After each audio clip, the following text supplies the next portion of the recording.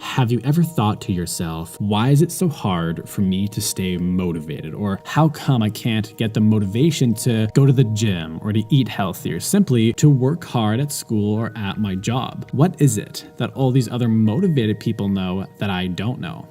Well, you're about to learn their secret. I want you to imagine that you are an old man who's on his deathbed. There are nurses around you, doctors around you, your family is around you, and everyone is looking right at you. Your son walks up to you with tears in his face and says, "Dad, do you have any regrets in your life?" You turn your head away from him, look up at the ceiling, and then you start to feel this weird visceral feeling in your stomach. It starts to swirl around and it quickly spreads to your entire body. Then suddenly the entire room turns black and your life begins to flash before your eyes. You see your childhood bully, your first kiss, the day you got married. You even see your son walking off to college for the first time. But then you start to remember all the things that you wished you had done more of in your life, and all the places that you wished you had gone to see, and all the time you wasted doing pointless things. You start hearing questions like, what if I had traveled around Europe like I always wanted to? How different would I have felt if I had worked out and got that body that I always wanted? What if I had asked out that really cute girl back in college? What if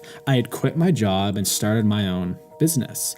What if? Those two words are the seeds that grow into the poisonous plant called regret. And having regret inside you when you are on your deathbed is a very scary thought to me. The only way to make sure this doesn't happen is to live your life like a boat floating at sea. Most people will tell you that stuff like work ethic, self-discipline, goal setting are the keys to getting what you want in life. But this is only partly true. Stuff like that are the things that make the boat move, like having a strong sail or having a good steering wheel. But having a fully functional boat that can go over any wave, overcome any obstacle, that can withstand any storm is totally pointless if you do not have a clear destination of where you want to go. Now, some people think they know where they want to go, and they might tell you that they want to end up somewhere with a high-paying job, with a family and a big house, and they want to drive around in nice cars. But a lot of the time, that life that they're describing is not their own life. It's a life that their parents want for them. It's a life that their friends want for them. It's a life that the movies and social media tells us that we should want to have. But what is even worse than choosing a life that is not your own is settling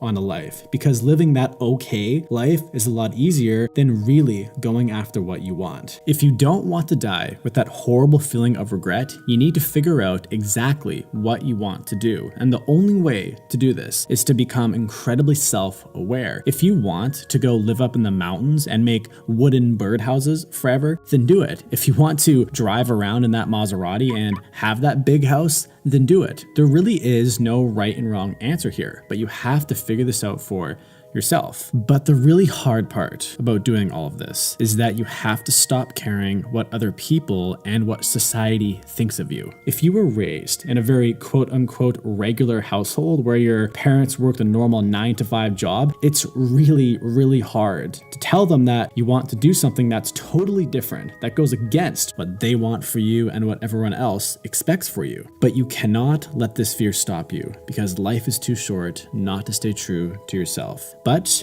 if you find yourself having trouble staying motivated, just remember this one poisonous word: regret. Imagine that you're on your deathbed and then thinking to yourself, there's so much more I wished I would have done with my life. There's so much that I would do over again, but now I have no energy and there's just nothing I can do. There's so much that I regret. It doesn't matter what your gender is, how tall you are, what you look like, how smart you are. None of that matters. The only thing that matters is having a desire within you to get what you want. And it's never too late to start on this journey.